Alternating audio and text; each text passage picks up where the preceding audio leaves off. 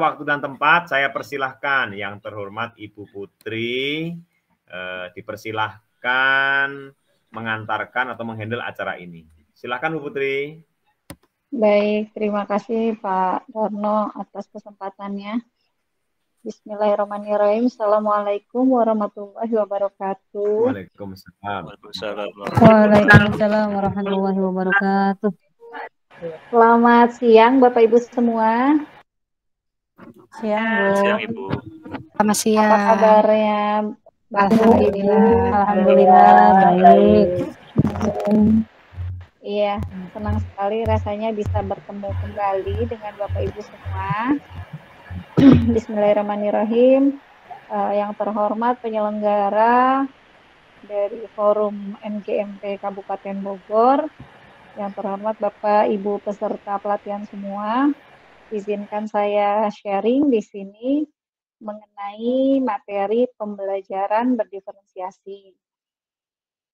Bapak Ibu semua, insya Allah nanti ke depannya ada saya akan memaparkan mengenai konsep apa itu pembelajaran berdiferensiasi. Kemudian selanjutnya akan ada Bu Ina dan juga Bu Hajadian, itu akan memaparkan bagaimana implementasinya di RPL Bapak Ibu ya. Kalau di BK itu rencana pelaksanaan layanan. Jadi gimana nanti pas di RPL-nya dan kira-kira gambarannya nanti di kelasnya menjadi seperti apa. Begitu Bapak Ibu ya. Nah, Bapak Ibu semua, Pak Darno, sebenarnya kalau BK kita sudah pernah mengadakan kegiatan semacam ini dengan tema yang sama sudah beberapa bulan lalu, tapi mungkin memang ada teman-teman yang belum ikut bergabung pada saat itu. Kemudian beberapa waktu yang lalu, sebulan yang lalu kurang lebih, itu dari P4TK Penjas BK juga memfasilitasi kami untuk bertemu dalam acara karya nyata guru penggerak Pak di Cipayung, dan itu teman-teman guru BK dari guru BK SMP Kabupaten Bogor sebanyak 30 orang itu sudah ikut kegiatan itu dan menerima materi ini juga. Namun yaitu dari kegiatan-kegiatan sebelumnya itu memang pesertanya masih terbatas. Jadi memang masih ada yang belum mendapatkan, belum mengetahui apa itu pembelajaran berdiferensiasi, bagaimana itu layanan BK yang berdiferensiasi. Kemudian ini juga ada teman-teman BK yang baru bergabung dengan kami di beberapa bulan ini yang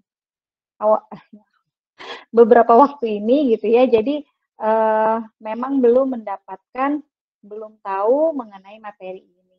Bagi Bapak Ibu yang sudah mendapatkan materi, kita review kembali Bapak Ibu ya untuk lebih memahami dan kita berdiskusi bersama. Bismillahirrahmanirrahim. Izin saya share screen Bapak Ibu sekalian.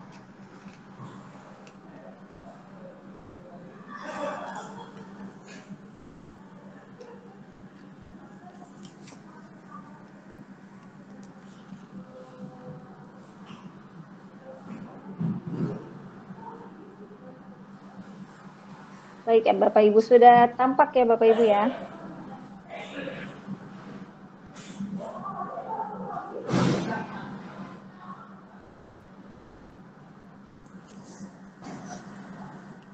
Baik, Bapak Ibu sekalian, izin saya mulai ya Bapak Ibu. Yang kemarin juga mungkin sudah ada yang bergabung pada saat materi untuk mapel bahasa Sunda. Kemarin juga saya mengisi. Kebetulan di bahasa Sunda tidak ada guru penggeraknya, jadi kita sharing juga dari BK. Jadi Bapak Ibu, materi pada siang hari ini terlihat ya, yaitu pembelajaran berdiferensiasi dalam layanan bimbingan klasikal. Seperti Bapak Ibu ketahui, kalau di BK itu banyak sekali layanannya ya. Ada layanan bimbingan kelompok, bimbingan klasikal, ada konseling perorangan, konseling kelompok, seperti itu ya, konsultasi dan lain sebagainya. Nah, akan tetapi untuk konseling perorangan, konseling individu, konseling kelompok, bimbingan kelompok itu tentunya sudah menerapkan pembelajaran berdiferensiasi. Kenapa seperti itu? Karena BK pada dasarnya layanannya itu berangkat dari kebutuhan atau masalah yang ada pada siswa. Begitu kan ya Bapak Ibu? Nah, ini makanya pada materi pembelajaran berdiferensiasi ini untuk BK, untuk bimbingan konseling, kita fokusnya di layanan bimbingan klasikal. Ya, jadi kalau misalnya teman-teman guru di mapel lain itu pada layanan klasikal penyampaian materi di kelas, nah kita yang di kelasnya itu adalah ini layanan bimbingan klasikal ya Bapak Ibu. Jadi kalau layanan yang lain mah udah jelas pasti berdiferensiasi ya ketika kita konseling anak gitu ya. Kenapa anak ini terlambat terus? Kenapa melakukan perilaku yang tidak baik? Itu pasti sudah disesuaikan dengan profil dia, dengan masalah dia, itu sudah pasti.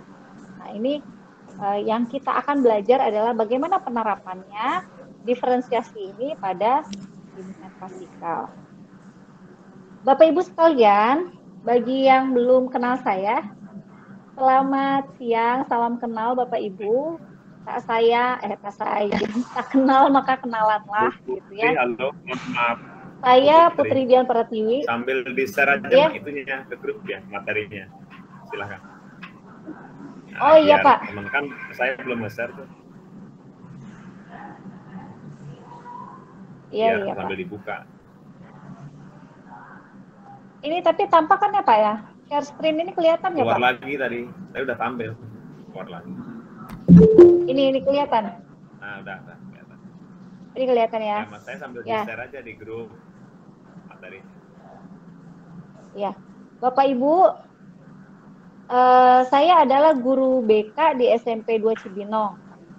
Ya, kalau misalnya ditanya motonya kurang lebih seperti ini, be yourself and do the best. Jadi lakukan yang terbaik versi dirimu sendiri. Jadi jangan bandingkan dengan orang lain, jadilah dirimu sendiri dan lakukan yang terbaik yang kamu bisa. Ini Bapak Ibu nomor HP dan WA saya, jika Bapak Ibu berkenan untuk menyimpan dan kita bisa kontak, bisa berdiskusi. Ini adalah alamat sosmed saya di Facebook dan juga IG-nya.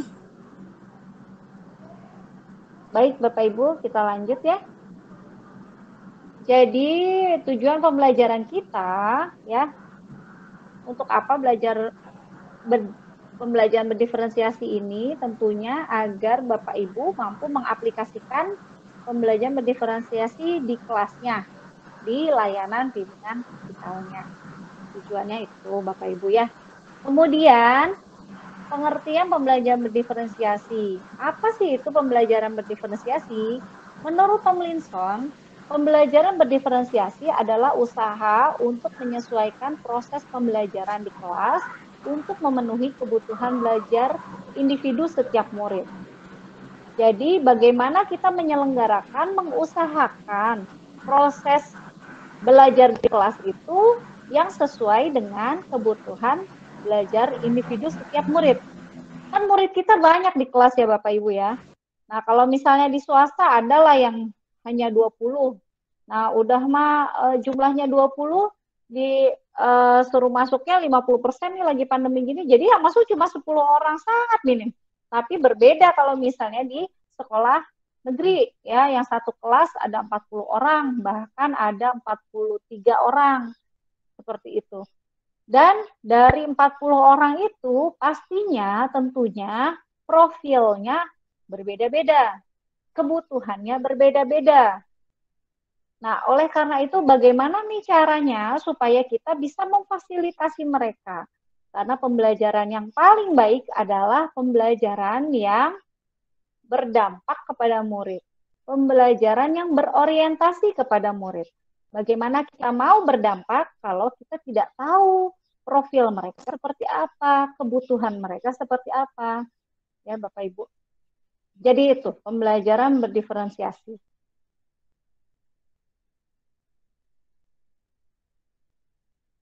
Nah, Bapak Ibu, keputusan yang dibuat untuk pembelajaran berdiferensiasi ini terkait dengan beberapa hal ini. Yang pertama, terkait dengan bagaimana menciptakan lingkungan belajar yang mengundang murid untuk belajar. Jadi gimana caranya kita menyelenggarakan pembelajaran yang membuat mereka mau untuk belajar. Jadi bukan hal terpaksa untuk mempelajari suatu materi atau untuk menguasai suatu materi. Seperti itu ya Bapak Ibu. Jadi gimana caranya nih supaya mereka tertarik gitu ya. Kemudian, kurikulum yang memiliki tujuan pembelajaran yang didefinisikan secara jelas. Nah, ini tujuan pembelajarannya juga harus jelas. Kemudian, penilaian berkelanjutan.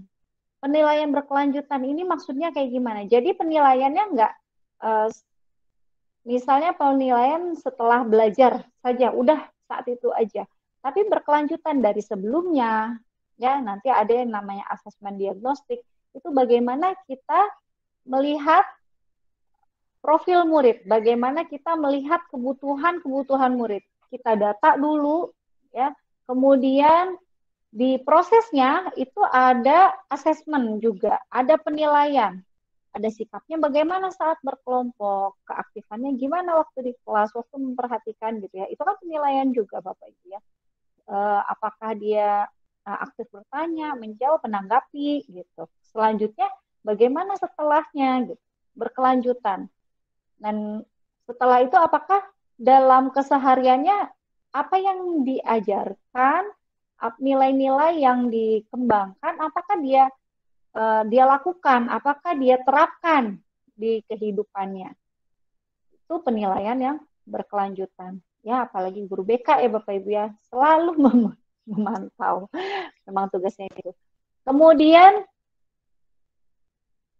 aspek selanjutnya itu guru merespon kebutuhan belajar murid. Nah ini, dari kebutuhan belajar murid, dari hasil yang kita punya, dari pemetaan kebutuhan yang kita punya, bagaimana caranya kita merancang pembelajaran, kita merancang layanan yang disesuaikan dengan kebutuhan mereka. Jadi itulah respon gurunya untuk memenuhi kebutuhan belajar murid.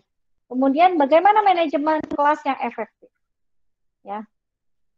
Nah ini materi yang seperti ini, misal ada satu materi, apakah perlu harus 2 kali pertemuan, 3 kali pertemuan, gitu ya?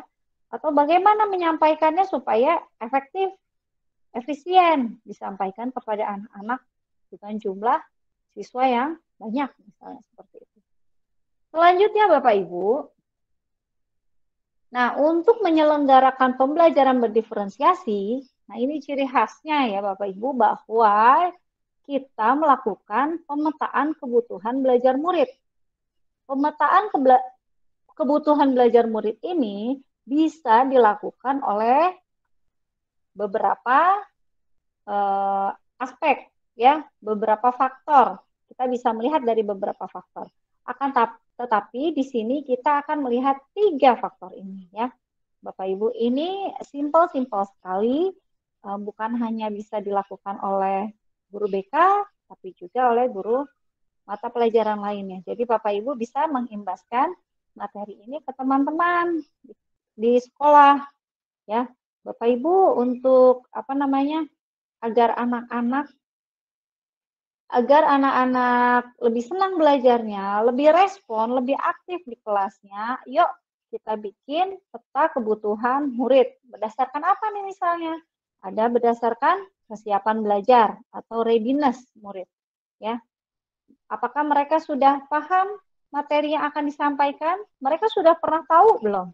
Apakah mereka bahkan sudah mengaplikasikannya? Nah itu akan berbeda-beda. Dari 40 orang mungkin yang sama sekali belum pernah tahu, mungkin cuma 10 orang. Kemudian 20 orangnya sudah pernah mendengar, tapi belum pernah mengaplikasikan misalnya. Dan bahkan ada yang sudah pada tahap, sudah mengaplikasikannya, dia sudah paham betul gitu. Dan ini berarti readiness-nya berbeda-beda Bapak Ibu. Ya. Nanti penilaiannya bisa berbeda juga. Aspek selanjutnya adalah minat murid. Ya. Kemudian profil belajar murid. Oh iya, kita jelaskan di slide selanjutnya ya. Lupa saya. Baik, ini yang pertama Bapak Ibu, kesiapan belajar atau readiness pada murid. Kesiapan belajar adalah kapasitas untuk mempelajari materi baru. Ya. Jadi, kata Tomlinson, bahwa merancang pembelajaran berdiferensiasi mirip dengan menggunakan tombol equalizer pada stereo atau pada pemutar CD. Ya. Nah, ini kalau kesiapan belajar ini kaitannya dengan kemampuan kognitif anak, ya. Kira-kira nih, anak yang ini, apakah dia sudah mampu mengerti konsep-konsep yang transformatif atau yang dasar-dasarnya aja? Baru pada tahap pengertian, jenis-jenisnya apa, bentuk-bentuknya, nah, itu masih dasar sekali ya. Atau dia sudah ke konsep yang transformatif atau abstrak, dia sudah tahu tuh kira-kira nanti diaplikasikannya akan seperti apa, gitu ya, di kehidupan sehari-hari. Itu berbeda-beda pada setiap murid.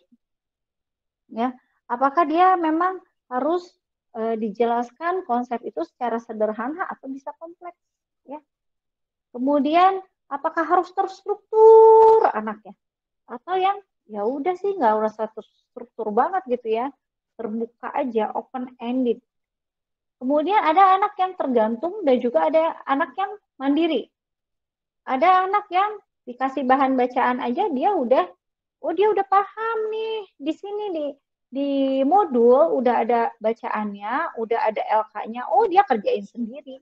Soal-soal yang ada dia kerjain sendiri, dia mandiri sekali gitu. Ada juga anak yang harus dijelaskan dulu. Ada yang dijelasinnya juga nggak cukup sekali, nggak cukup 2 kali. Ada yang harus sampai 3 kali, 5 kali gitu ya. Nah ini, ada anak yang belajar cepat, ada yang belajar lambat. Ini adalah untuk mengukur readiness atau kesiapan belajar pada murid. Selanjutnya, aspek selanjutnya pada kebutuhan murid yaitu adalah kita bisa melihat dari minat murid. Ya, Bapak Ibu. Menurut Tomlinson, tujuan dalam mempertimbangkan minat murid di antaranya adalah supaya apa? Supaya membantu murid menyadari bahwa ada kecocokan antara sekolah dan keinginan mereka sendiri untuk belajar. Ya.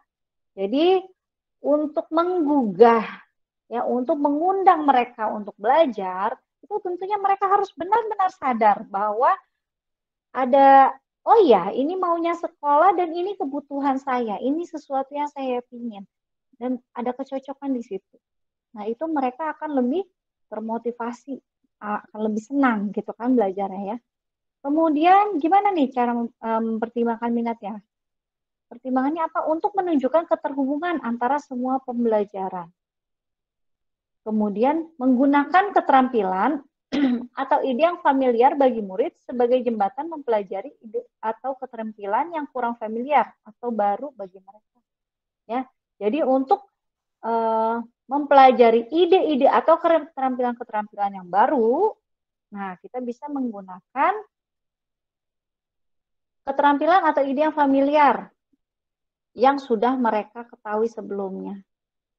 Ya, ini bisa menggunakan dengan yang ada kaitannya dengan minat mereka. Jadi, oh iya. Kemudian minat ini, aspek minat ini bisa digunakan untuk meningkatkan motivasi murid untuk belajar. Ya tentunya ya Bapak Ibu, kalau sesuai minatnya kan pasti akan lebih semangat. Anak misalnya belajar mempelajari, dia mau mempelajari contohnya materi naratif misalnya ya, materi naratif. Ada anak yang minatnya ke sains, ilmu pengetahuan, ada yang minatnya ke olahraga misalnya ya. Ketika misalnya anak-anak yang senangnya ke olahraga, memiliki minat di olahraga, disuruh baca bacaan yang sains gitu. Tentunya itu akan mengurangi motivasinya ya kan, ketertarikannya akan berkurang gitu. Tapi kalau kita menyesuaikan, oh iya kita belajar mengenai teks naratif. Oke, yang suka dengan ilmu pengetahuan baca artikel yang ini, yang suka dengan olahraga baca artikel yang ini, yang suka dengan apa misalnya ilmu sosial, baca artikel yang ini, yang senang dengan sejarah, baca artikel yang ini. Jadi mereka apa namanya semakin senang gitu belajarnya. Kenapa? Karena sesuai dengan minatnya masing-masing, gitu Bapak Ibu. Padahal belajarnya sama, belajarnya mengenai apa? Mengenai teks narasi, misalnya seperti itu. Kemudian Bapak Ibu yang perlu menjadi pertimbangan adalah profil belajar murid ya. Ini pemetaan kebutuhan selanjutnya yang bisa kita lakukan. Salah satu aspeknya adalah profil belajar murid. Nah, profil belajar murid ini sebenarnya banyak sekali faktor yang bisa digali terkait dengan profil murid ini. Bisa mengenai bahasa sehari-harinya yang biasa digunakan. Ya, biasa di rumahnya ngomong apa sih? Apakah ngomong bahasa Indonesia, bahasa Sunda, bahasa Inggris gitu ya.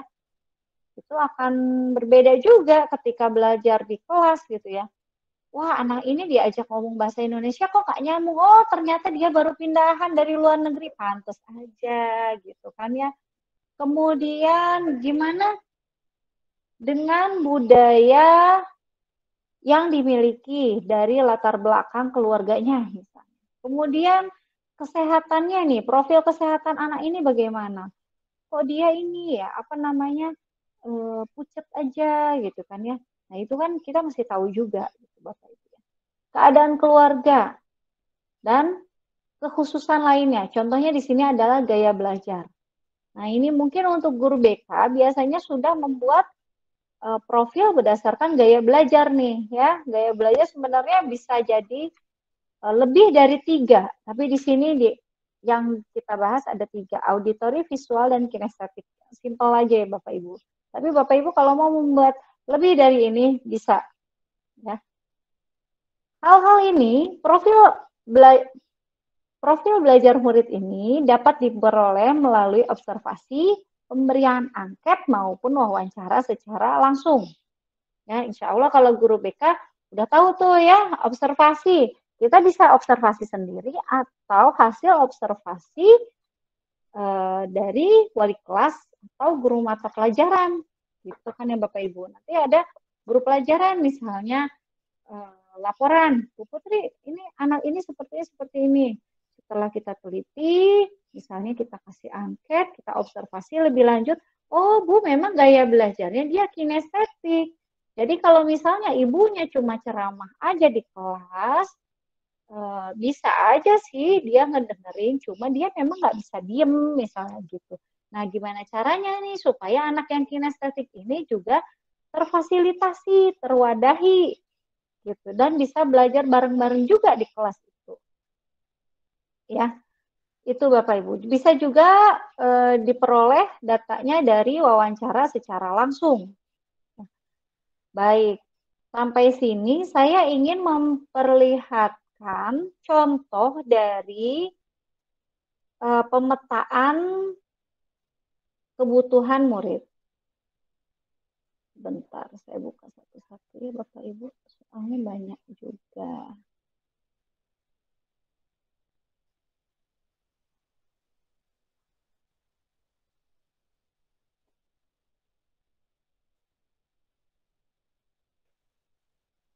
Nah, ini Bapak Ibu, bisa dilihat di sini, ini milik salah satu peserta pelatihan kemarin, beberapa waktu lalu.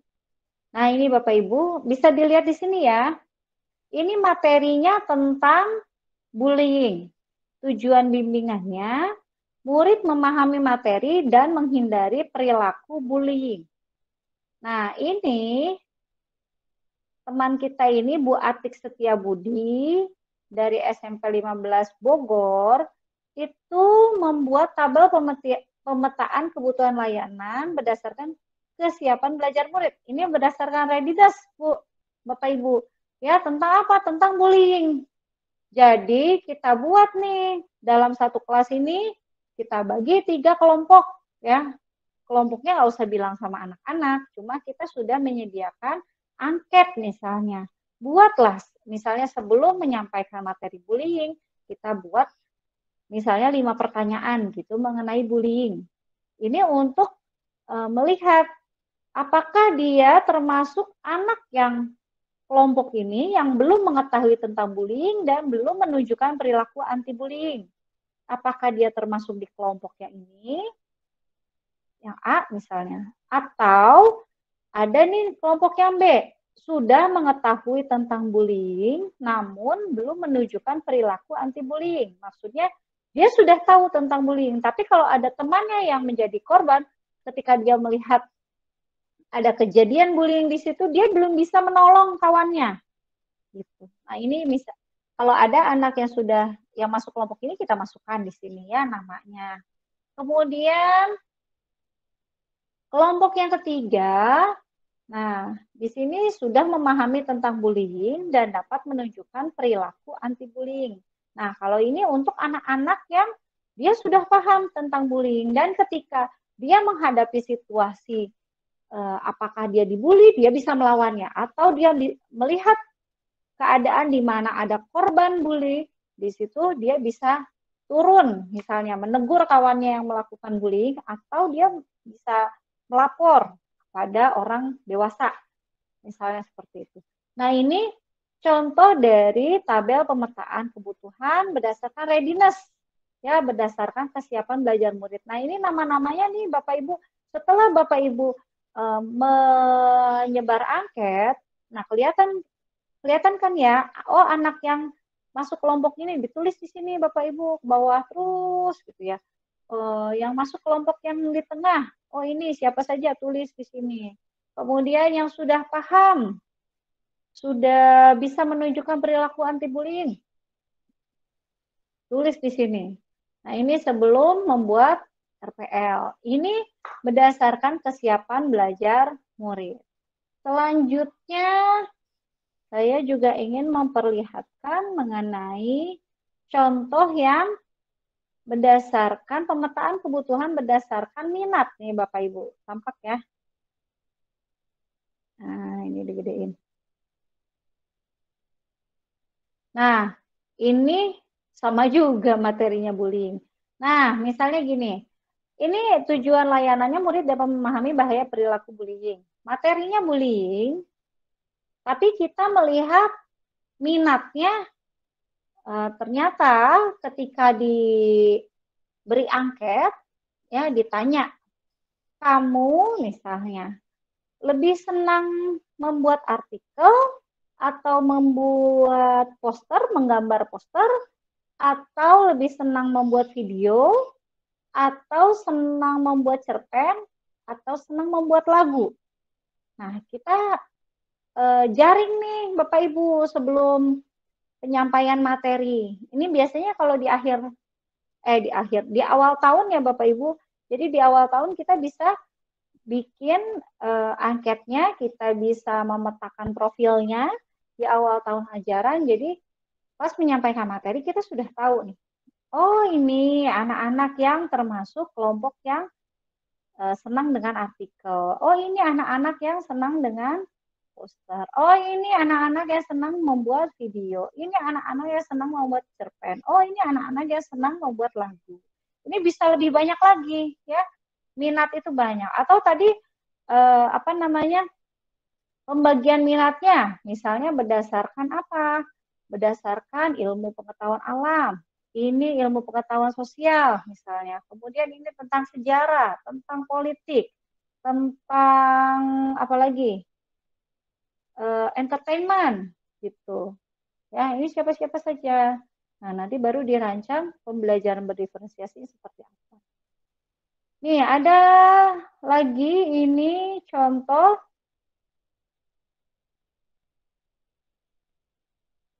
ini contoh dengan materi bahaya merokok. Nah, nih Bapak Ibu, contoh pemetaan kebutuhan layanan berdasarkan profil gaya belajar murid. Nah, setelah kita memberikan angket, misalnya ya, setelah memberikan angket mengenai gaya belajar, kita bisa tahu nih, ya, yang masuk ke visual siapa saja, yang masuk ke auditory siapa saja, yang masuk ke kinestetik siapa saja.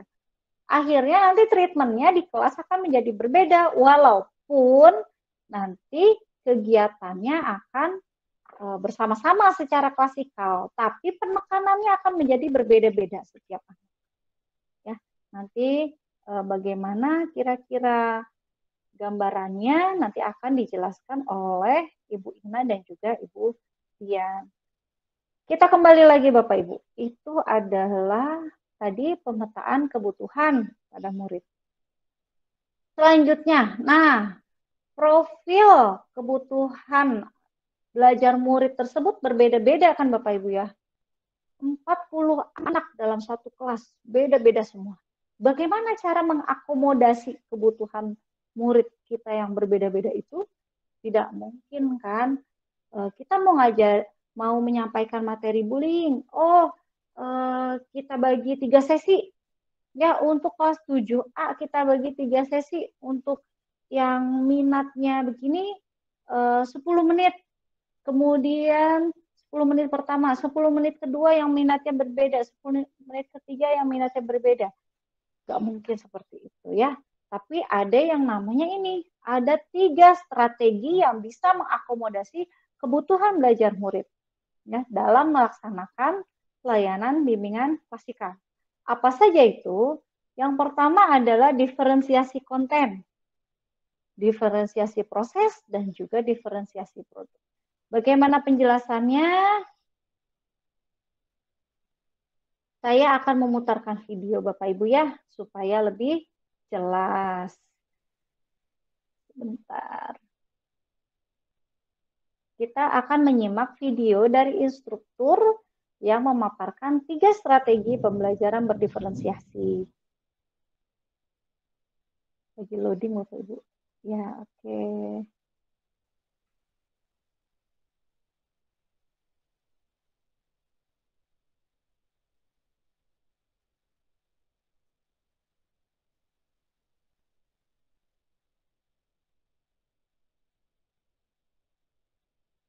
Baik, kita simak sama-sama ya Bapak Ibu.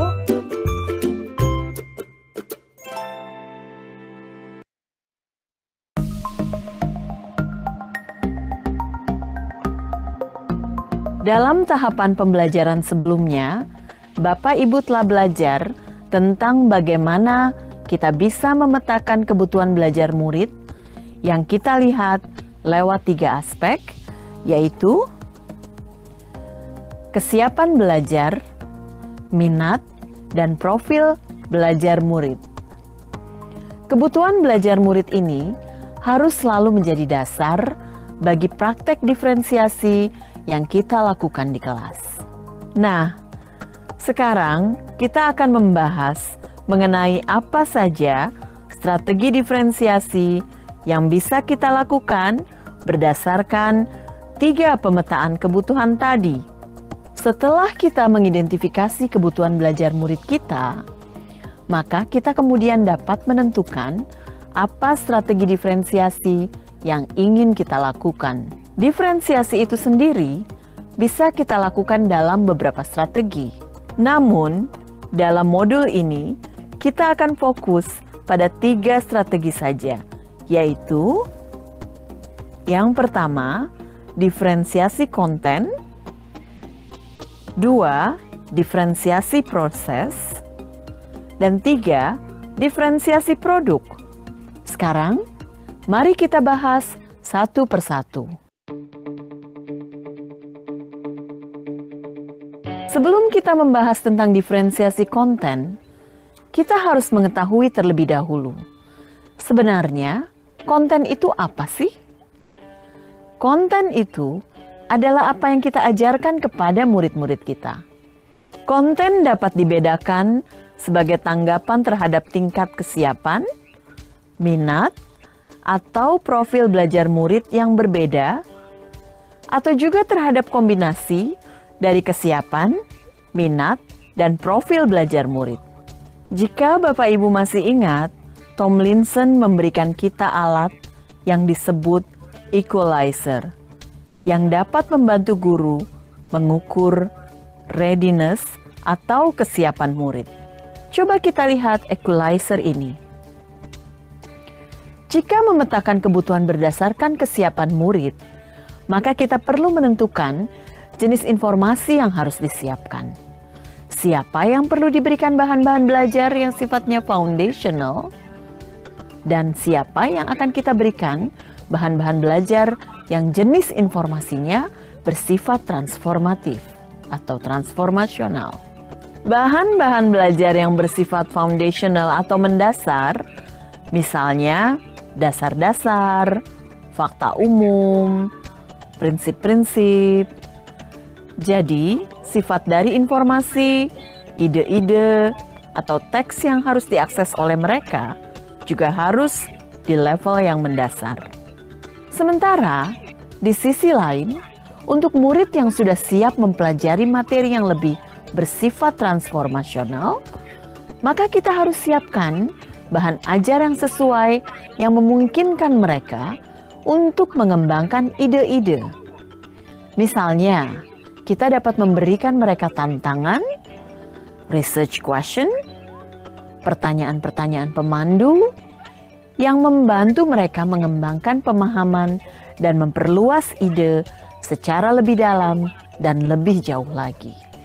Kita juga dapat melihat kesiapan murid dari sisi apakah mereka sudah siap untuk belajar secara abstrak atau mereka masih perlu belajar dan berpikir secara konkret.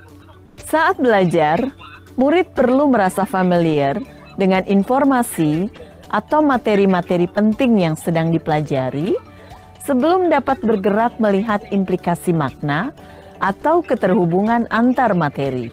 Saat mereka masih berada dalam tahapan belajar secara konkret, maka guru perlu menyiapkan bahan-bahan belajar yang konkret. Misalnya, saat kita mengajarkan anak-anak kelas 1 SD tentang konsep nilai tempat, maka kita bisa menyediakan manipulatif, stick es krim, multi-blocks, dan sebagainya. Sementara untuk sebagian murid lain yang mungkin sudah familiar dengan ide-ide dan konsepnya, mereka sudah bisa diberikan lewat gambar atau bahkan sudah bisa langsung mengerjakan lembar kerja. Saat murid sudah memahami informasi secara konkret, penting bagi mereka untuk bergerak ke tingkatan yang lebih kompleks agar murid dapat melihat keterkaitan antar konsep atau gagasan. Diferensiasi konten juga bisa dilakukan berdasarkan minat murid. Misalnya, saat belajar tentang teks narasi, guru dapat menyediakan murid-muridnya berbagai teks dengan topik tentang hal-hal yang disukai murid. Sementara itu, diferensiasi konten berdasarkan profil belajar dapat kita lakukan, misalnya dengan memastikan bahwa murid kita dapat mengakses materi ajar tersebut sesuai dengan ajarnya.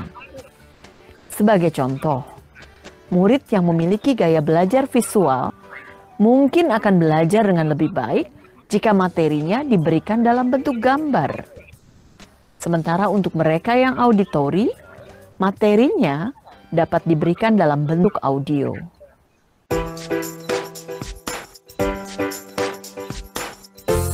Strategi diferensiasi kedua yang bisa kita lakukan adalah diferensiasi proses. Yang dimaksud proses di sini mengacu pada bagaimana murid akan memahami atau memaknai apa informasi atau materi yang dipelajari. Saat kita telah memetakan kebutuhan belajar murid, yang kemudian harus kita pikirkan adalah bagaimana kebutuhan tersebut bisa dipenuhi. Caranya seperti apa? Proses seperti apa yang perlu disiapkan agar kita mengetahui bahwa setiap murid belajar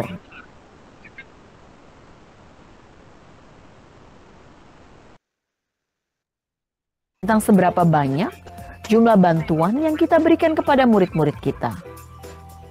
Siapa saja yang memerlukan banyak bantuan? Siapa yang cukup kita berikan bantuan dalam bentuk pertanyaan pemandu? Dan mereka kemudian bisa bekerja dengan mandiri. Nah, semua hal tersebut harus dipertimbangkan sebagai bagian dari skenario pembelajaran yang kita rancang.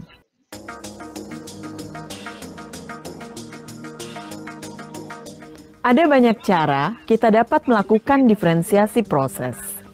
Misalnya, kita dapat menggunakan kegiatan berjenjang, di mana semua murid bekerja membangun pemahaman dan keterampilan yang sama, tetapi dilakukan dengan berbagai tingkat dukungan, tantangan, atau kompleksitas yang berbeda-beda.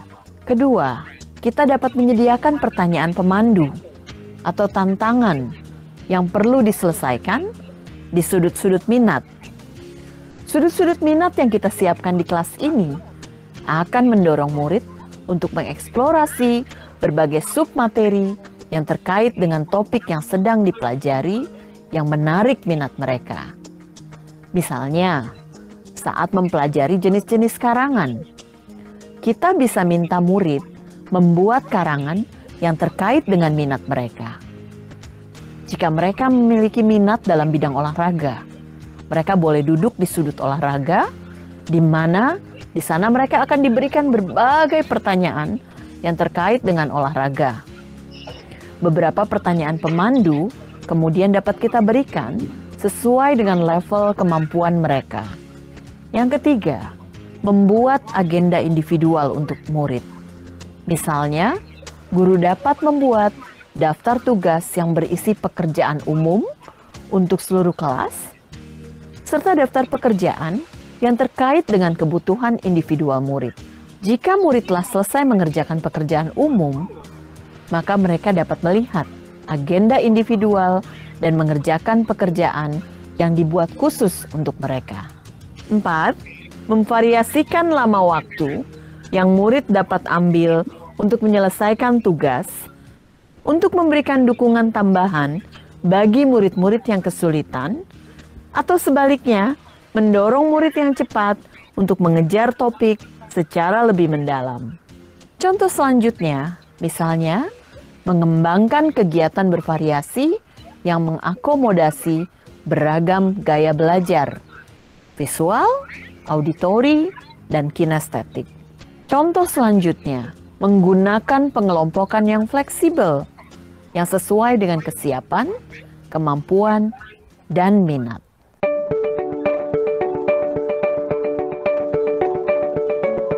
Nah, tadi kita telah berbicara mengenai diferensiasi konten dan diferensiasi proses. Sekarang, mari kita bahas strategi diferensiasi yang ketiga, yaitu diferensiasi produk. Ketika kita bicara tentang diferensiasi produk, maka kita akan memikirkan tentang tagihan apa yang kita harapkan dari murid. Produk ini adalah hasil pekerjaan atau unjuk kerja yang harus ditunjukkan oleh murid kepada kita. Produk adalah sesuatu yang tangible, yang ada wujudnya. Bisa berbentuk karangan, atau tulisan, atau hasil tes, atau pertunjukan, atau presentasi, atau pidato, rekaman, diagram, dan sebagainya. Yang paling penting, produk ini harus mencerminkan pemahaman murid dan berhubungan dengan tujuan pembelajaran yang diharapkan.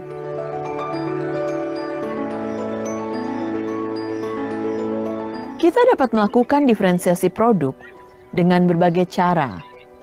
Namun, sama seperti jenis-jenis diferensiasi yang lainnya, maka kembali lagi, kita perlu mempertimbangkan kebutuhan belajar murid kita terlebih dahulu sebelum menentukan penugasan produk ini. Penugasan produk harus membantu murid, baik secara individu atau dalam kelompok, memikirkan kembali, menggunakan, dan memperluas apa yang telah mereka pelajari selama periode waktu tertentu. 1 unit, 1 semester, atau bahkan 1 tahun. Produk penting bukan hanya karena mereka mewakili pemahaman dan aplikasi dalam bentuk yang luas, tetapi juga karena mereka adalah elemen kurikulum yang paling langsung dapat dimiliki oleh murid. Pada dasarnya, mendiferensiasi produk meliputi 2 hal. Yang pertama, memberikan tantangan dan keragaman atau variasi. Yang kedua, memberikan murid pilihan bagaimana mereka dapat mengekspresikan pembelajaran yang diinginkan. Sangat penting bagi guru untuk menentukan apa sebenarnya ekspektasi yang diharapkan dari murid. Kualitas pekerjaan seperti apa yang diinginkan? Konten apa yang harus ada dalam produk mereka? Bagaimana mereka harus mengerjakannya? Dan apa sifat dari produk akhir yang diharapkan tersebut? Walaupun murid dapat memberikan informasi tambahan atau membantu guru memodifikasi prasyarat dari produk yang harus dihasilkan murid agar dapat sesuai dengan kesiapan, minat, dan kebutuhan belajar individu, namun gurulah yang tetap harus mengetahui dan mengkomunikasikan indikator kualitas yang diharapkan dari produk tersebut. Demikianlah penjelasan 3 strategi pembelajaran berdiferensiasi. Kami berharap Bapak Ibu calon guru penggerak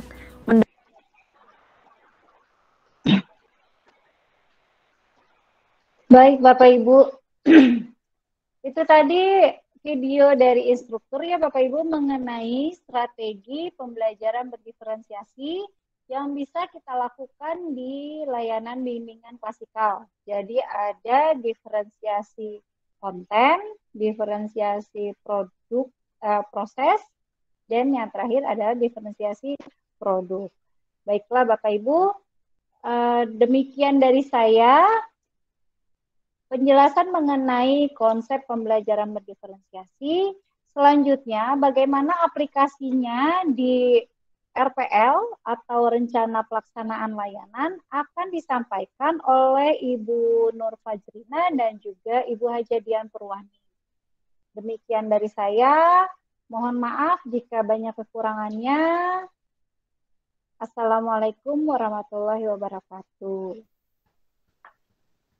Waalaikumsalam warahmatullahi wabarakatuh. Baik. Langsung saja ke Bu Ina. Bu Ina dipersilakan. Baik, terima kasih kepada Bu Putri yang telah mempersilahkan saya untuk kembali menjadi pemateri dalam tahapan selanjutnya. Bapak Ibu yang berbahagia, Assalamualaikum warahmatullahi wabarakatuh. Waalaikumsalam warahmatullahi wabarakatuh. Senang sekali melihat semangat semua Bapak Ibu semua yang terlihat masih energik walaupun jam sudah menunjukkan pukul 2 siang. Baik Bapak Ibu, untuk mengefisienkan waktu, langsung saja saya akan memaparkan mengenai praktik pembuatan RPL-BK yang berdiferensiasi. Mohon izin Bapak Ibu, saya share screen terlebih dahulu.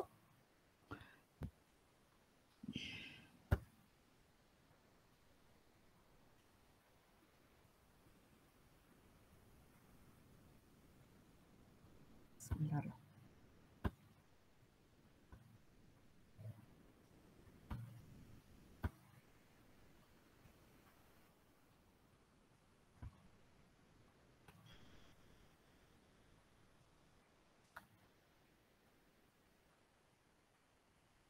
Bapak Ibu punten, apakah sudah terlihat? Untuk PowerPoint-nya hanya sedikit menambahkan saja karena tadi sudah disampaikan mengenai pembelajaran berdiferensiasi dalam layanan BK yang belum ya? Sebentar Bapak Ibu. Belum. Masih Explorer Bu Ina. Oke. Saya ulangi dulu, mohon maaf sinyalnya sedikit terganggu. Nah ini. Sudah terlihat Bapak Ibu? Belum Bu. Sudah? Ya mulai. Nah Bapak Ibu, kita lanjutkan. Tapi belum terbaca. Oh belum terbaca. Kecil. Manta tua beda ya Bu. Saya share saja. Ya sudah. Sudah baik. Nah mari kita bersama-sama berbagi sebentar. Kita sama-sama merefleksikan diri kita, di manakah posisi kita berada dalam pembelajaran saat ini. Dan mengapa Bapak Ibu berpikir demikian. Di sini ada gambar nomor 1 sampai dengan simbol manusia nomor 20, di mana nomor 1 kita masih mulai berjuang, lalu ada nomor 2 dan 3 saling bahu-membahu dengan rekan seperjuangan kita, ada yang nomor 11 sampai 12 ini sudah saling berkolaborasi dengan teman, bahkan ada yang posisi nomor 20 sudah berhasil dalam pembelajaran. Nah, Bapak Ibu di posisi manapun kita berada, mari kita mulai melakukan diferensiasi dalam layanan bimbingan dan konseling dengan kecepatan yang nyaman bagi Bapak dan Ibu. Bukan harus yang tercepat. Yang penting adalah ada kemajuan dari titik awal kita memulai, bagi kita sendiri maupun bagi murid kita. Jadi, saya ucapkan selamat menciptakan pembelajaran yang bermakna. Karena siswa-siswa kita tumbuh dengan kodratnya masing-masing, dan kita sebagai guru hanya bisa merawat dan menuntun tumbuhnya kodrat itu berdasarkan filosofi Bapak Ki Hajar Dewantara. Dengan melakukan diferensiasi, kita telah berusaha membaca murid kita, membaca minatnya, membaca latar belakangnya, dan semakin memahami setiap detail diri apa dari murid kita yang bisa diberikan pembelajaran bermakna sesuai dengan keberagaman mereka sendiri. Sekarang saya akan share screen tentang contoh RPL dalam layanan BK yang berdiferensiasi. Saya izin share screen lagi. Salah. Mohon maaf Bapak Ibu. Oke. Nah, ini.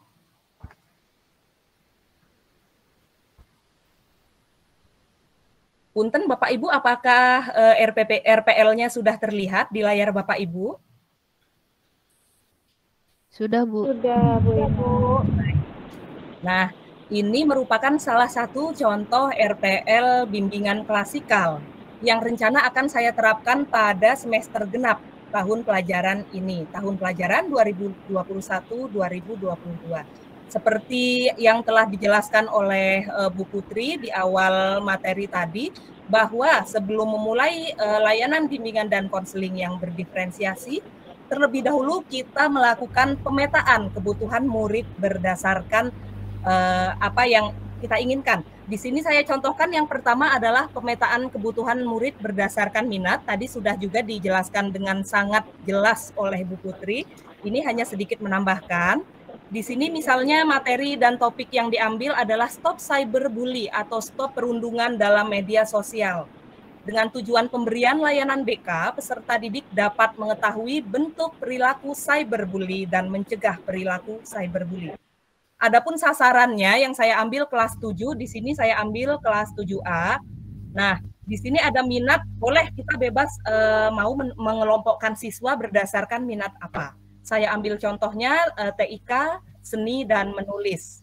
Nah, karena pada saat kemarin merancang RPL ini di awal tahun ajaran baru itu pembelajaran masih dilakukan secara jarak jauh, sehingga saya melakukan pemetaan minat ini menggunakan grup WhatsApp kelas. Jadi saya meminta siswa menuliskan di grup itu minat mereka sesuai dengan apa yang sudah saya kelompokkan. Misalnya, tuliskan yang menyukai TIK, di bawah diberikan judul dulu, kemudian seni, dan juga yang menyukai menulis. Nanti rancangan produknya, misalnya TIK, siswa yang menyukai TIK akan saya berikan tugas untuk mendemonstrasikan pemahaman pada cyberbully melalui poster digital dan video pendek. Siswa yang menyukai seni akan saya minta tugasnya untuk demonstrasi pemahaman pada cyberbully melalui gambar maupun komik, Bapak Ibu.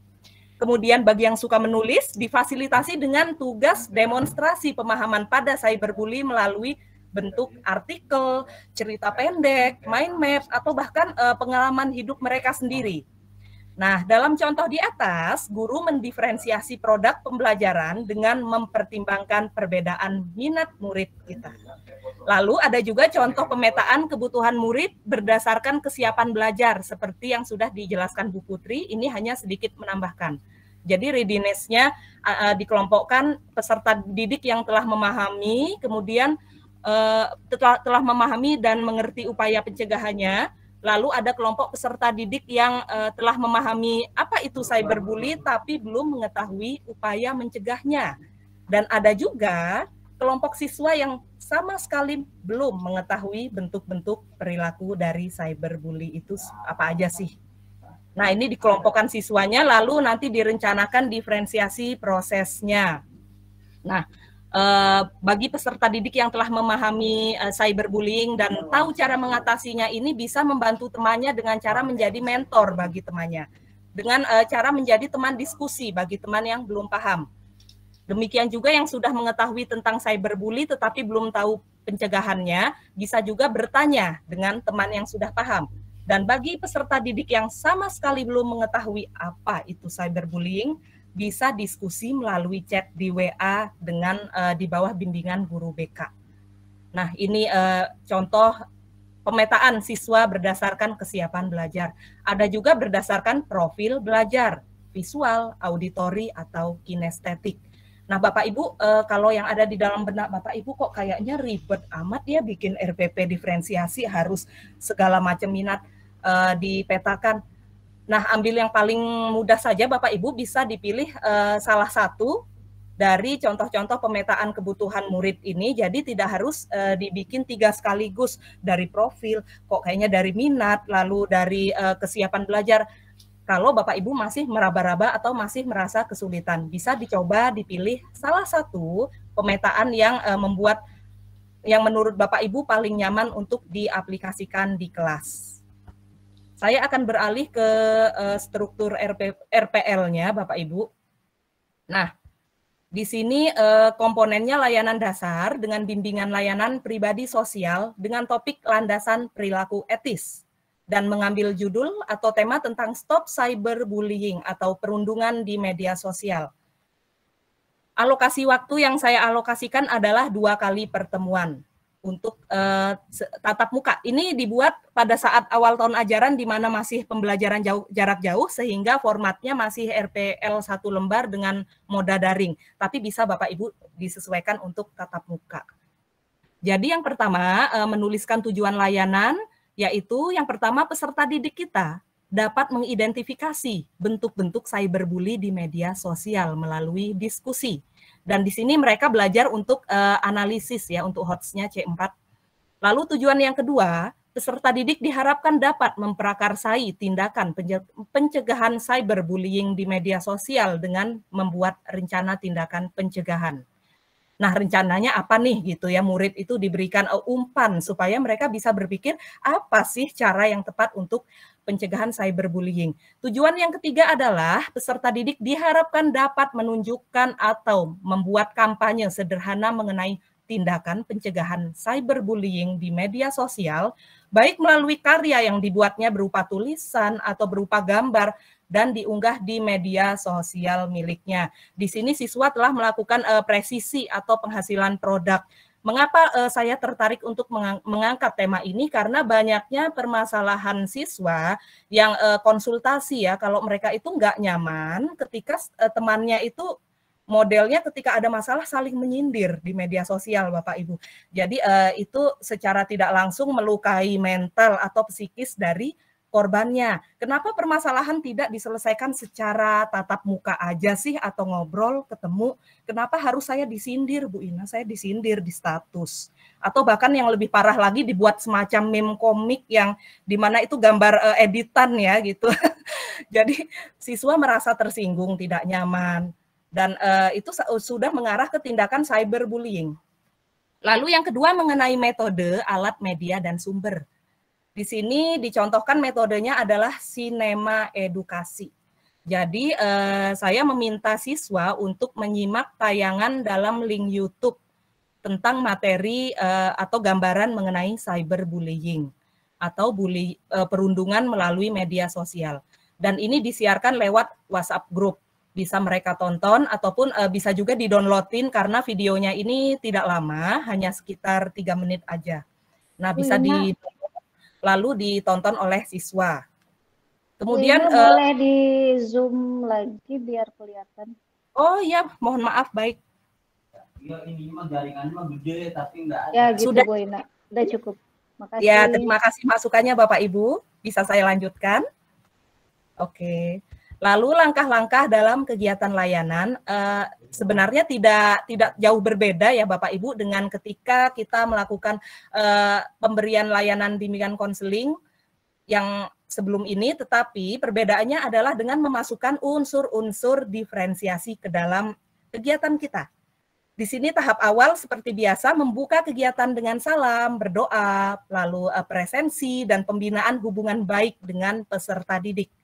Lalu langkah tahap awal lagi memberikan apersepsi atau pertanyaan terbuka tentang pengertian dari cyberbullying, menyampaikan tujuan layanan BK dan tentunya menanyakan kesiapan peserta didik dalam melaksanakan kegiatan.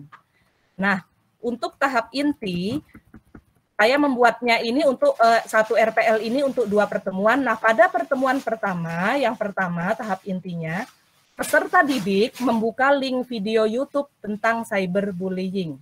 Lalu yang kedua tahapannya, peserta didik mengulas video yang baru dilihatnya melalui link yang sudah dibagikan. Ini di sini masih mode daring ya Bapak Ibu, silahkan jika ingin menyesuaikan mode tatap muka.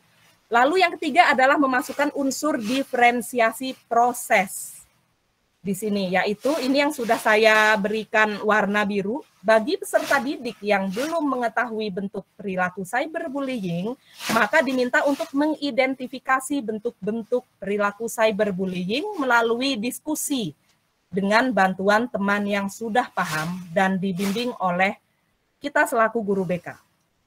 Nah, tahap berikutnya, masih ada lagi diferensiasinya. Ini diferensiasi proses. Bagi peserta didik yang telah mengetahui bentuk-bentuk perilaku cyberbullying, dapat membantu temannya yang belum memahami apa itu sih perundungan lewat media sosial. Lalu ada juga unsur diferensiasi produk di sini Bapak Ibu yang saya masukkan ke dalam RPL berdasarkan minat belajarnya, yaitu langkah yang E ini atau yang kelima. Selanjutnya, peserta didik dapat membuat karya sebagai bentuk pencegahan terhadap cyberbullying. Nah, karyanya ini bisa berupa mind map, bisa berupa pendapat yang dituangkan dalam bentuk artikel, bisa membuat poster atau gambar. Kalau kesulitan idenya bisa dicari di Google. Lalu bisa juga membuat komik, video singkat, ataupun puisi sesuai dengan minat mereka masing-masing. Nah, jadi di sini nanti langsung pembagian tugas kepada siswa. Seperti kata Bu Putri, kita tidak perlu memberitahu di awal ya, kalau kamu nanti masuknya ini ya, minat ini, tidak, tapi langsung saja dipraktekkan di lapangan. Jadi siswa tidak merasa dikotak-kotakan dengan pembagian tugas yang berbeda. Langsung disebutkan namanya, siapa saja nanti tugasnya membuat gambar tentang pencegahan cyberbully. Terus misalnya Ani, Tia, dan Anto membuat mind map. Dan siswa yang gemar menulis, misalnya Andi, Lia itu membuat tulisan puisi tentang cyberbullying. Nah, lalu untuk pertemuan kedua, ini saya meminta peserta didik mempresentasikan hasil karyanya. Jika sudah tatap muka, maka di depan kelas. Jika waktu tidak mencukupi, maka diambil perwakilan dari siswa. Lalu pada pertemuan yang kedua, langkah yang kedua adalah peserta didik yang lain memberikan umpan balik terhadap hasil karya dari temannya. Nah, di langkah yang ketiga atau C pada pertemuan kedua, saya memasukkan unsur diferensiasi produk berdasarkan minat belajar siswa, yaitu diferensiasi produk atau presisinya, peserta didik mengunggah karyanya di media sosial sebagai bentuk kampanye stop cyberbullying atau belajar daring tanpa cyberbullying. Nah, di sini jadi mereka memanfaatkan media sosialnya itu tidak hanya untuk hal-hal yang kurang berfaedah. Bisa kan kalau misalnya siswa dia suka TIK ya, minatnya ya pandai di bidang TIK, dia bisa kok bikin konten video TikTok singkat hanya 15 detik saja diunggah ke TikTok. Jadi itu juga sekaligus menjembatani hobi mereka masing-masing, minat mereka di mana itu. Jadi memanfaatkan media sosial bagi siswa untuk hal-hal yang baik, untuk mengunggah hasil karyanya. Kurang lebih seperti itu Bapak Ibu. Lalu tahapan yang berupa penutup, guru BK mengajak peserta didik membuat kesimpulan yang terkait dengan cyberbullying.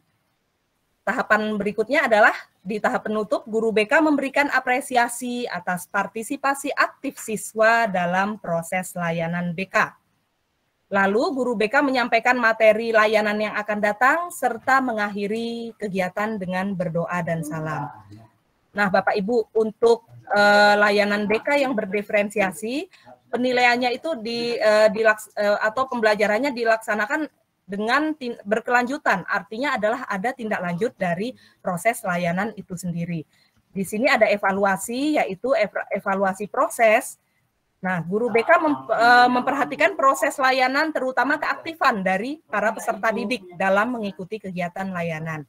Lalu evaluasi hasil, yaitu evaluasi dengan instrumen yang sudah disiapkan, antara lain mencakup understanding, sejauh mana pemahaman murid kita terhadap materi cyberbully, kemudian comfortable atau sikap dan perasaan yang dialami peserta didik setelah menerima layanan tentang cyberbullying.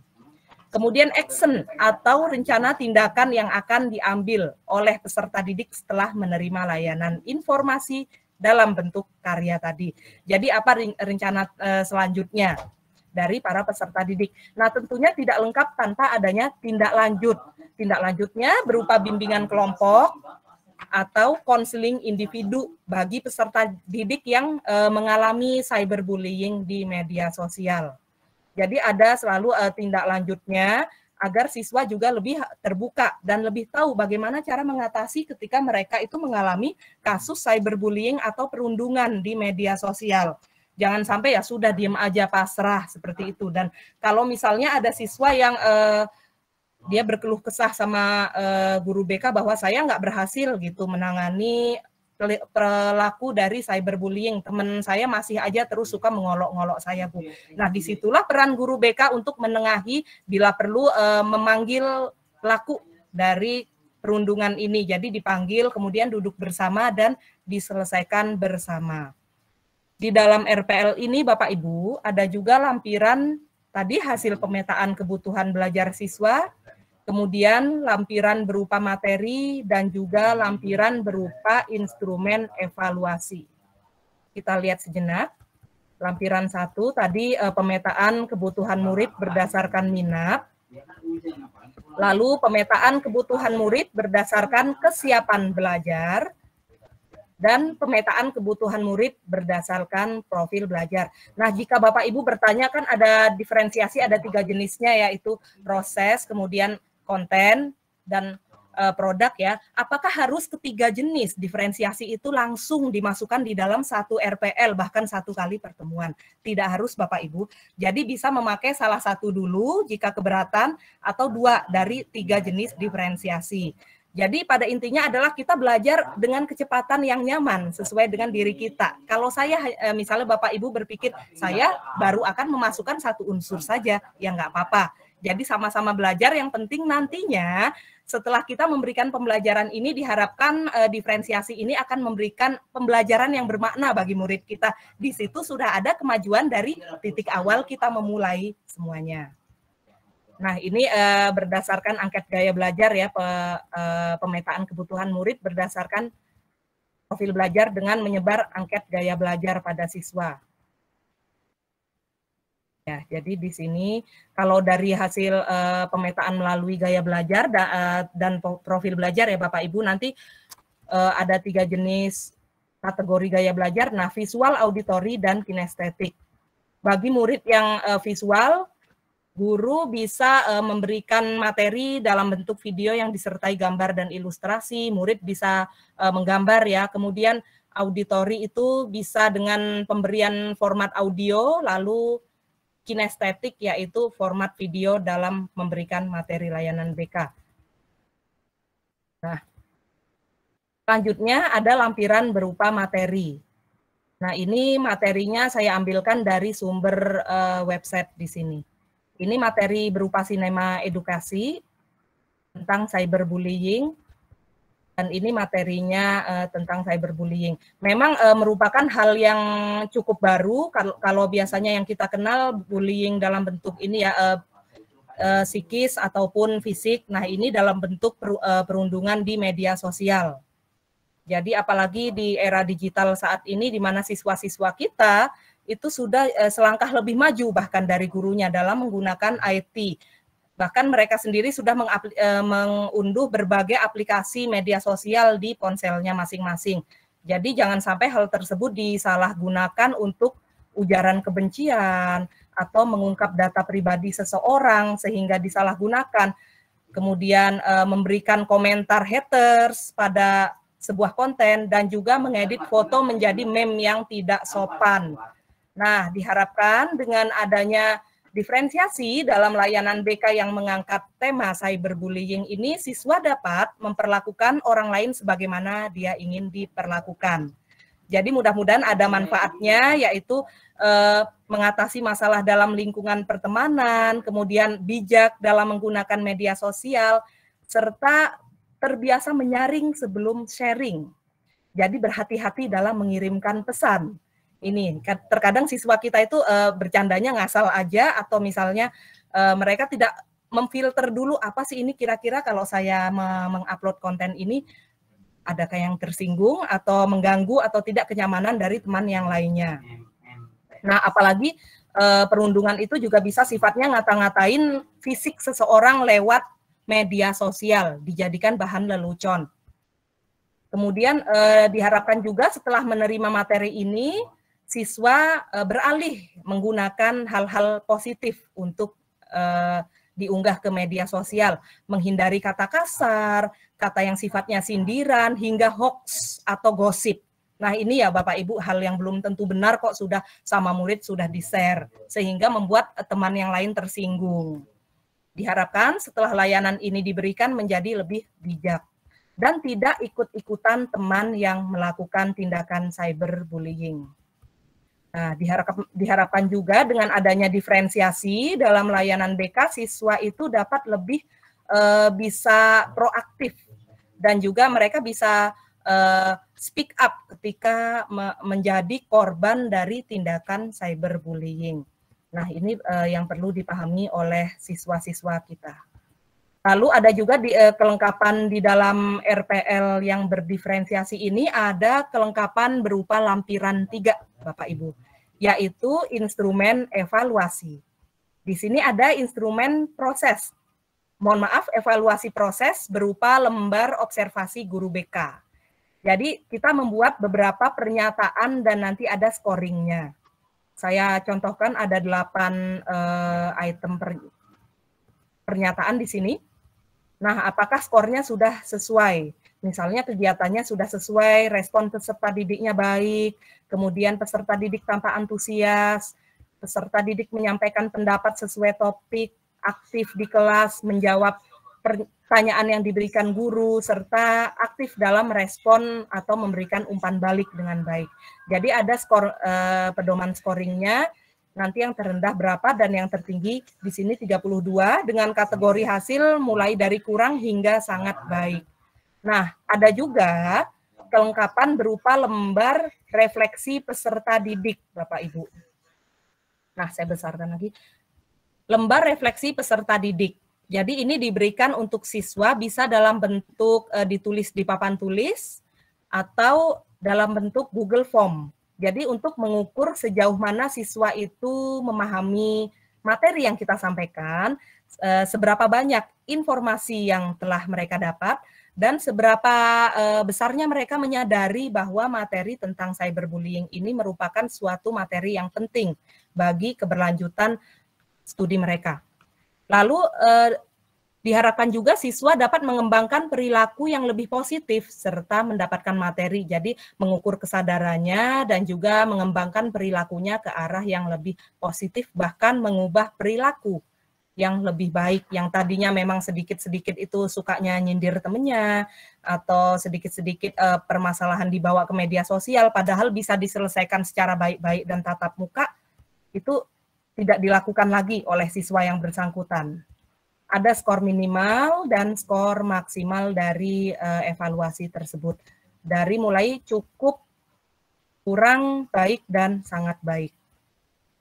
Ada juga evaluasi hasil untuk mengukur understanding atau pemahaman peserta didik terhadap cyberbully melalui karya yang telah mereka unggah. Dan juga evaluasi hasil dari segi sikap. Nah, sikap ingin tahu, lalu ada lagi di sini sikap percaya diri yang saya ambil untuk contohnya, dan sikap kerjasama. Nah, jadi diharapkan siswa itu bekerja sama untuk sama-sama mendukung program sekolah dalam rangka Stop Cyberbully, serta memberikan informasi tentang cyberbullying kepada orang di sekitarnya melalui karya yang telah diunggah di media sosial. Di sini ada rubrik ketercapaian dari evaluasi ini, mulai dari rendah, sedang, dan tinggi. Nah, dari sini kita akan melihat sejauh mana tujuan pelayanan BK ini bisa tercapai. Kalau sudah di arah tinggi, berarti insya Allah kita sudah berhasil, Bapak Ibu, dan bagaimana selanjutnya kita konsisten untuk menerapkan di layanan BK yang selanjutnya. Nah, ini action atau tindakannya. Peserta didik diminta untuk membuat karya berdasarkan pemahamannya tentang cyberbullying sesuai dengan minatnya masing-masing, baik berupa mind map, artikel, gambar, poster, komik, video, ataupun puisi. Lalu diminta untuk memberikan umpan balik pada hasil karya temannya. Kalau diunggah di media sosial bisa berupa komentar terhadap hasil karya temannya. Nah, dan setiap karyanya itu diunggah. Saya stop share terlebih dahulu.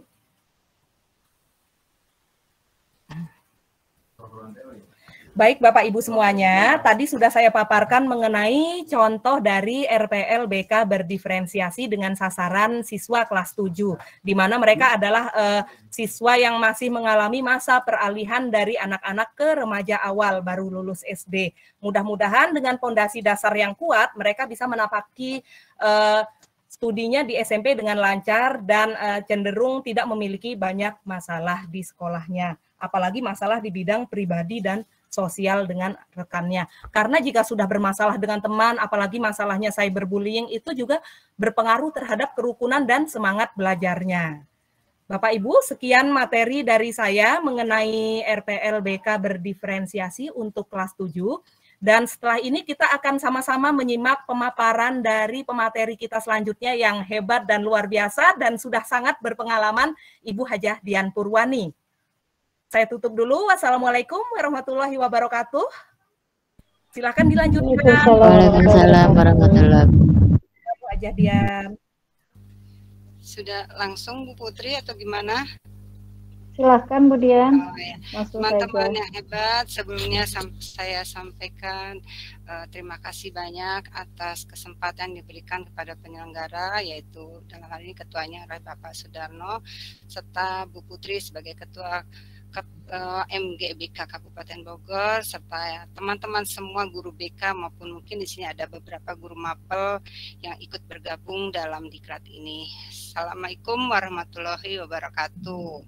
Waalaikumsalam warahmatullahi wabarakatuh. Iya, teman-teman hebat tadi sudah dipaparkan secara lebih luas ya, dan bahkan dibedah lebih dalam oleh Bu Ina sama Bu Putri ya. Mereka berdua adalah teman-teman kita yang hebat karena mereka adalah guru-guru penggerak dari bimbingan konseling ya. Dan tentunya ada beberapa juga selamat pada guru penggerak lainnya yang mungkin dari swasta ya yang juga ikut tergabung. Di sini saya ikut memeriahkan, terus terang saya bukan guru penggerak tapi ikut menggerakkan teman-teman guru BK ya. Maklum karena usia juga sudah tidak bisa masuk sebagai guru penggerak. Oke, kita tetap semangat ya Ibu-ibu semua. Kita ucapkan dulu tepuk keren. Aku keren. Kamu keren. Semua keren. Keren ya. Oke, alhamdulillah. Baiklah teman-teman semuanya, karena waktunya sampai jam berapa nih saya, kalau jam 3 berarti saya waktunya cuma 30 menit, saya nggak banyak ya, karena saya juga mungkin melengkapi dari ibu-ibu guru penggerak yang telah hadir di awal, Bu Putri dan Bu Ina, karena saya juga baru dapat istilahnya dapat materi anget ini dari Bu Putri dalam kegiatan fasilitasi ya karya nyata guru penggerak di Hotel Reason tanggal berapa ya kalau nggak salah 18 November kalau nggak salah ya, tanggal 15 sampai dengan 18 November 2001 di Hotel Reason Premier Hotel. Alhamdulillah sekarang sudah bulan Desember, 1 bulan telah berlalu dan ini mungkin saya tampil di sini untuk membagikan hasil diskusi dari teman-teman kelompok BK yang hadir di Hotel Reason, begitu teman-teman ya. Coba bisa, sudah bisa Putri, Usri, bisa di-share kelihatan? Silahkan Bu. Saya sudah coba. Masih dalam perjalanan mungkin. Dalam perjalanan. Gimana ya? Apa keluar dulu? Gimana? Sudah. Saya tadi sudah share juga ke Pak Darno untuk bisa dibantu kalau seandainya ada masalah.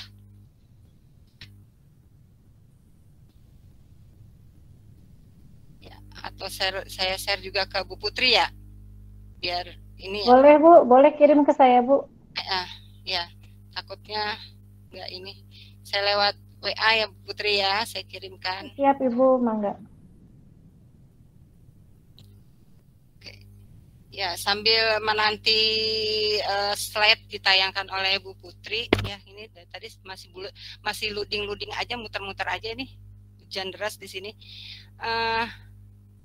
Teman-teman, saya sedikit berbagi ya, sedikit kuis kepada teman-teman. Misalnya kita mau membagi kelompok, tadi kan sudah diarahkan oleh Bu Ina bahwa dalam pembelajaran diferensi ini kita berusaha untuk membagikan sesuai dengan profil siswa. Ada apa saja masih ingat? Coba, ada yang berani tunjuk tangan? Bu Suci, Las Mariana, profil siswa apa aja ya tadi yang udah jelasin sama Bu Putri? Ayo, Bu Cahyu, ayo siapa yang bisa? Bu Yosi, nyimak nggak tadi ada 3 profil yang harus dibuat dalam pemetaan kebutuhan siswa, dan ini harus kita pahami. Itu tadi apa? Ada yang bisa? Ya, Bu Anggreni, Suryana, Bu Yana, apa Bu Yana? Tahu ya, betul apa enggak? Bisa ya. Gaya belajarnya ada yang audio, visual, dan kinestetik. Betul itu? Iya, berdasar profil gaya belajar. Selain itu apa lagi Bu? Waduh. Ada 3 kan tadi, ada 3. Berdasarkan apa lagi peta kebutuhannya selain profil? Kesiapan belajar, 1 kesiapan belajar, iya, 2 bagus. Minat murid, dan 3 profil belajar murid. Iya, itu yang harus pakemnya ya, pakem dari pembelajaran berdiferensiasi ini. Ya, sudah Bu Putri, yang itu dulu PowerPoint. Iya, sudah di-download. Yang mana dulu Bu? PowerPoint dulu aja yang saya. Ya, nanti setelah itu baru. Ini PowerPoint-nya ada 2 yang PowerPoint, bukan yang maksudnya pembelajaran RPL berdiferensiasi. Iya, bagus ya, tepuk tangan dong buat Bu Yana. Oke. Bu Yana. Ya, Bu Yana hebat. Ya, berarti menyimak. Mudah-mudahan teman-teman semua menyimak. Ya, itu pakemnya dari pembelajaran diferensi. Kita harus paham tentang kebutuhan daripada siswa. Kita bagi menjadi 3. Ya, silakan. Selanjutnya perkenalan sedikit buat teman-teman yang mungkin dari mapel lain. Kenalkan, saya Dian Purwani S. Ya, moto saya semangat bersinergi terbaik, tebar banyak kebajikan ya. Do the best in your life. Jadi buatlah hal yang terbaik dalam hidup kamu. Ini nomor HP saya, email saya. Kalau FB punya tapi saya tidak mensosialisasikan. Oke, lanjut. Itu profil diri saya. Kelihatan ya teman-teman ya. Oke. Nah, tadi sudah disampaikan oleh Bu Putri, saya hanya mengulas sedikit saja bahwa pembelajaran diferensi itu adalah usaha kita sebagai guru menyesuaikan proses pembelajaran di kelas untuk memenuhi kebutuhan belajar individu setiap murid. Nah, kebutuhan belajar itu apa aja? Tadi yang sudah disebutin oleh Bu Yana tadi ya, hebat. Nah, apa sih persiapan pembuatan RPL? Jadi saya di sini tayangkan hanya poin-poinnya yang harus kita pahami bersama, yaitu 1. Lakukan asesmen terhadap profil siswa berdasarkan kebutuhan belajar siswa. Bisa dilakukan oleh observasi, angket, inventory, atau non-test, kuesioner, atau bisa melalui download dari YouTube ya. Bapak Ibu bisa lah, pasti hebat, semuanya bisa. Apalagi kita sudah hampir 2 tahun ini daring terus, jadi semakin lancar bikin video ya sendiri mungkin Bapak Ibu di sini. Kemudian yang kedua, tipsnya adalah petakan profil siswa berdasarkan kebutuhan belajar siswa. Tadi Bu Ina sudah ngasih contoh, Bu Putri juga sudah ngasih contoh bagaimana peta konsep berdasarkan minat, berdasarkan profil gaya belajarnya, dan berdasarkan kesiapannya atau readiness studentnya atau tingkat pemahaman materi siswa tersebut. Ya, kecepatan nggak nih saya neranginnya? Kecepatan nggak teman-teman? Enggak? Oke, lanjut ya. Nah, tadi sudah di slide berikutnya Bu Putri, yaitu tadi sudah ya tayangkan. Ini pakemnya nih, kesiapan belajar, minat murid, sama profil belajar murid ya. Ini harus diingat-ingat. Tapi bisa nggak ya? Mungkin nggak ya? Tadi Bu Ina udah ngasih jawaban. Ketiganya nggak mesti harus sekaligus dalam satu tayangan kita menyampaikan pembelajaran. Bapak Ibu boleh pilih yang mana, apakah mau melalui kesiapan belajar saja RPL-nya, apakah melalui minat murid saja yang mau ditampilkan, ataukah mau melalui profil belajar murid atau gaya belajar saja. Silakan disesuaikan dengan kemampuan Bapak Ibu ya. Oke, lanjutnya. Nah, bagaimana sih contoh pemetaan kebutuhan belajar siswa? Nanti kita lihat ya di tabel yang RPL itu Bu Putri ya. Nah, contoh asesmennya kayak apa? Ini contoh saya waktu itu kita bisa pakai AKPD atau angket kebutuhan peserta didik. Pasti saya yakin lah Bapak Ibu dari guru BK sudah melakukan ini di awal ya, di awal pasti sudah melakukan.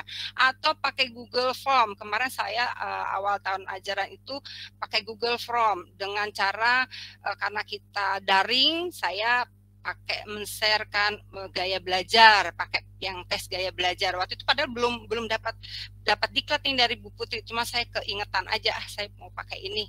Jadi bulan Agustus saya sudah mencari data, mengobservasi tentang gaya belajar siswa, lalu kemudian saya share secara WhatsApp ke Walas ya, ke Walas.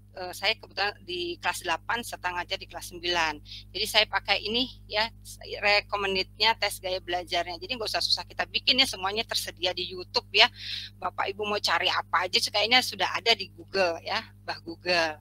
Nah, silakan kita lanjut. Nah, setelah itu kita membuat RPL. Nah, RPL ini disusun berdasarkan hasil asesmen dan telah dibuat dalam tabel peta kebutuhan belajar siswa. Tabelnya kayak apa? Tadi sudah disampaikan oleh Bu Ina. Nanti di-share ya setelah diklat ini di-share ya. Nah, tabel peta kebutuhan belajar siswa disesuaikan dengan topik atau tema materi yang akan disampaikan. Nah, biasanya kan dalam AKPD juga kita sudah membuat juga mana sih materi-materi yang menarik buat siswa dalam satu semester. Nah, itu juga bisa dijadikan ya sebagai acuan daripada kita sebagai pembelajaran berdiferensiasi ini. Kemudian akomodasi kebutuhan belajar siswa itu melalui 3 cara atau strategi pembelajaran diferensiasi. Tadi ya sudah disampaikan juga oleh Bu Putri dan Bu Ina. Harus ada di dalam RPL itu diferensi kontennya apa, diferensi prosesnya itu seperti apa, apakah dilakukan secara mandiri, apakah secara kelompok. Kemudian ketiga adalah diferensiasi produk berupa unjuk kerja atau hasil kegiatan. Jadi harus berupa hasil kerja yang diwujudkan ya, harus berupa yang diwujudkan. tentunya disesuaikan dengan kemampuan siswa. Ya, lanjutnya. Nah, terus gimana sih pelaksanaan RPL-nya? Nah, yang pertama-tama tentu kita paham, kita buat kesepakatan kelas dulu. Lalu kalau di BK biasanya suka ada ice breaking. Nah, ice breaking ini tentunya untuk juga bisa kita pakai untuk membagi kelompok ya berdasarkan tadi ya peta kebutuhan kita, apakah berdasarkan minat, apakah berdasarkan gaya belajar, apakah berdasar kesiapan. Nah, kemudian baru ya kita melakukan pelaksanaan daripada RPL itu. Nah, ciri khas RPL berdiferensi itu tadi ya diingat-ingat nih, diawali asesmen, kemudian arus RPL-nya berisi 3 cara atau strategi pembelajaran berdiferensi, kemudian ada follow up kegiatan, dan keempat ada treatment apa yang harus kita berikan. Biasanya di dalam itu apakah bisa bentuknya bimbingan kelompok, apa bisa konseling individual. Itu teman-teman garis besarnya yang saya bisa berikan secara PowerPoint dalam materi RPP berdiferensi. Selanjutnya mohon bantuan untuk ditayangkan RPP-nya. Jadi mulai sekarang semangat ya. Mari kita mulai melakukan pembelajaran berdiferensi untuk pembelajaran lebih bermakna berdasarkan kebutuhan siswa. Siswa adalah aset masa depan Indonesia. Alhamdulillah. Demikian teman-teman. Nah, ini dia ya pemetaannya ya. Pemetaannya kebutuhan muridnya di asas kalau saya berdasarkan minat murid nih ya. Kalau berdasarkan minat murid ya, ini ada yang berdasarkan kesiapan belajar ya, seperti ini contohnya. Sebentar Bu, jangan cepat-cepat. Yang di atas dulu. Nah ini dulu ya. Ya, ini tadi kesiapan belajar, readiness ya. Apakah dia sudah paham? Apakah dia sudah memahami perilaku cara belajar efektif? Ini materinya tentang cara belajar efektif ya Bu ya. Kemudian apakah dia sudah memahami? Jadi kita buat 3 aja. Berarti nanti ada kelompok, pembagian kelompoknya berdasarkan 3. Kalau yang readiness, produknya seperti apa? Bisa diangkat Bu. Ya, kontennya seperti apa nih ya? Kontennya misalnya kita menayangkan PPT atau PowerPoint. Ini karena kita masih daring ya. Cara belajar efektif. Prosesnya seperti apa untuk kelompok ini? Oh, buat artikel. Kalau ini menemukan caranya belajar efektif sesuai diri sendiri. Ini yang kalau yang sudah paham banget, oh dia prosesnya harus menciptakan tips-tips cara belajar yang efektif. Misalnya dengan produknya membuat jurnal, yang kalau yang masih kurang paham dia buat jadwal. Kalau misalnya yang belum sama sekali misalnya membuat rangkuman materi cara belajar yang efektif. Jadi kita bagi-bagi secara kelompok. Itu yang kesiapan belajar. Nah, RPL hari ini saya berdasarkan minat yang ingin saya tayangkan. Waktunya tinggal 14 menit. Ya. Nah, ini ya berdasarkan minat. Untuk topiknya yaitu bagaimana tujuannya murid dapat menjelaskan, memahami dan mengekspresikan atau bagaimana mengelola macam-macam emosi. Nah, ini ya contohnya di sini karena berdasarkan minat, jadi kita sudah berdasarkan Google Form ya. Saya buatnya berdasarkan Google Form. Ada apakah bisa buat puisi, apakah menggambar, apakah ada yang bisa membuat video, membuat drama, membuat lagu. Jadi mereka tinggal pilih aja. Angketnya nggak usah yang susah-susah Bapak Ibu, bikin assessment 5 pertanyaan. Tadi Bu Putri sudah menyampaikannya 5 pertanyaan juga cukup ya. Misalnya membagi minat, ini kan ada 5 nih. Siapa yang suka membuat puisi, siapa yang suka menggambar, siapa yang suka video, siapa yang drama atau mungkin lagu gitu. Nah, kontennya. Jadi peta ini penting ya. Peta itu peta kebutuhan wajib kita buat dalam pembelajaran berdiferensiasi ini. Nah, kontennya misalnya untuk yang puisi dia harus memberikan contoh 3 puisi untuk mengidentifikasikan emosi. Yang nanti menggambar kontennya nanti kita tayangkan macam-macam gambar emosi, mengidentifikasikan emosi. Yang video kita juga tayangkan contoh-contoh video drama untuk di mana siswa nanti akan menjelaskan macam-macam emosi. Lalu yang membuat lagu, nah kita juga memberikan contoh-contoh lagu yang mengekspresikan bagaimana emosi. Nah, prosesnya, nah ini bisa boleh kelompok, bisa secara mandiri, ya Bapak Ibunya kan pilihannya bagaimana siswa. Lalu produknya, ya, ya seperti itu. Nah, siswa membuat puisi, siswa mengidentifikasikan gambar-gambar emosi, siswa membuat video pendek, siswa membuat drama, siswa membuat lagu-lagu ekspresi emosi. Jadi hasilnya harus berupa hasil nyata, kalau video ya video, kalau membuat lagu ya di ekspresi emosi kemudian kita videokan. Iya. Itu petanya ya. Lanjut Bu, ini contoh berikutnya ya. Ini gaya belajar, ini contoh ya Bu ya, tapi dengan materi yang beda, misalnya tentang narkoba ya, tentang narkoba misalnya ya. Oke, lanjut langsung ke RPL aja Bu. Ya.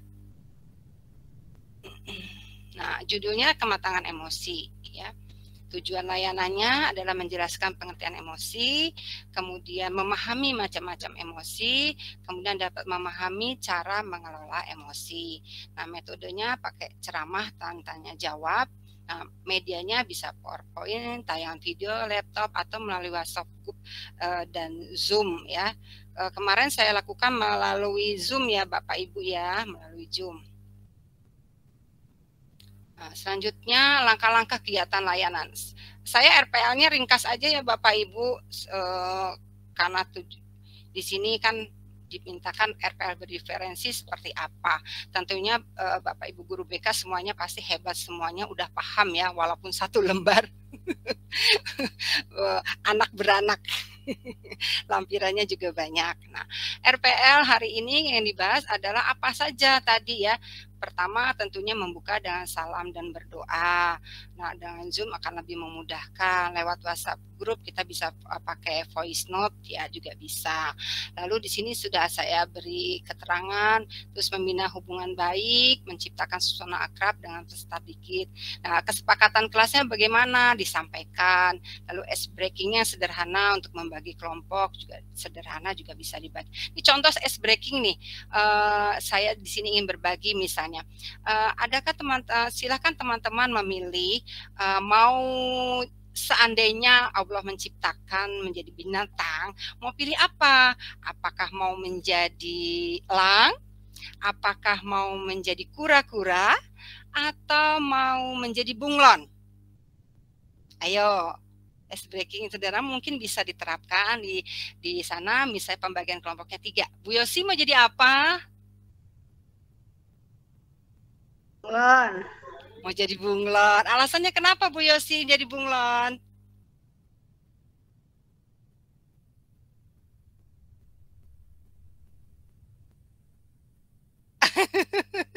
Jadi apa? Suaranya di mute.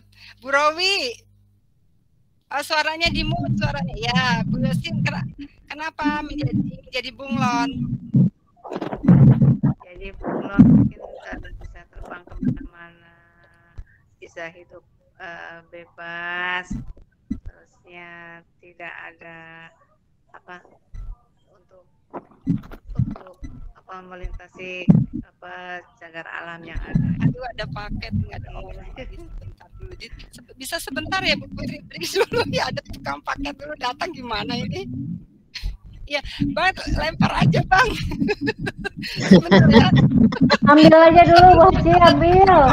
Nanti ambil lagi itu Bu. Ambil dulu Bu aja. Bayar.